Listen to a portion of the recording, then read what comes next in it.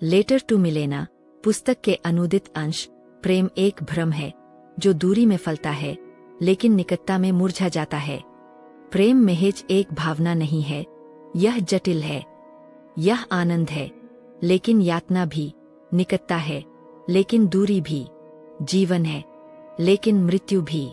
मैं निरंतर कोई अवर्णनीय बात समझाने और बताने का प्रयास करता रहा हूँ, जिसे मैं केवल अपनी आत्मा में महसूस करता हूँ और जिसका अनुभव केवल आत्मा के स्तर पर ही हो सकता है। दरअसल यह वही भय है जो हर चीज में फैला हुआ है।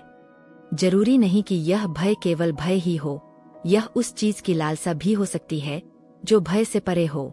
यह एक तरह की अपूर्णता का एहसास है और जब कोई अकेला होता है तो उसे हर पल इसे सहना पड़ता है।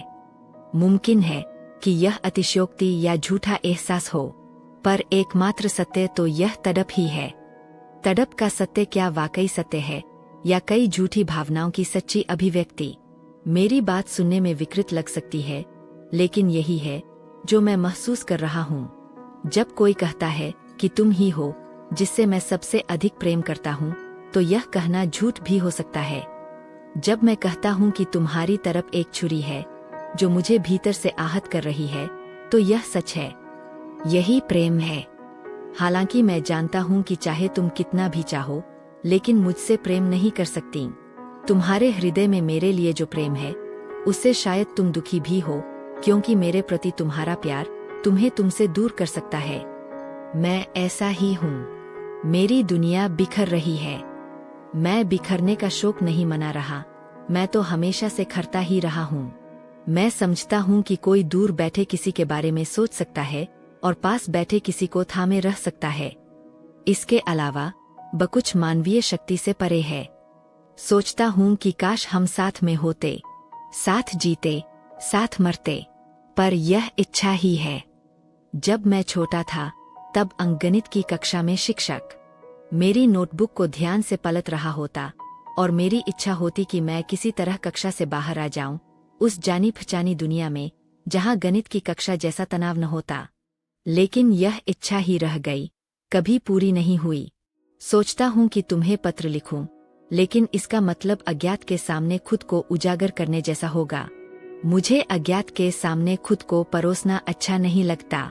इस अज्ञात तत्व को खत्म करने के लिए ही मनुष्य ने रेलगाड़ी, ऑटोमोबाइल और हवाई जहाज के आविष्कार किए। लेकिन अज्ञात की शक्तियां मजबूत है, इसलिए ही डाक के बाद तार, टेलीफोन, बेतार के तार का आविष्कार हुआ।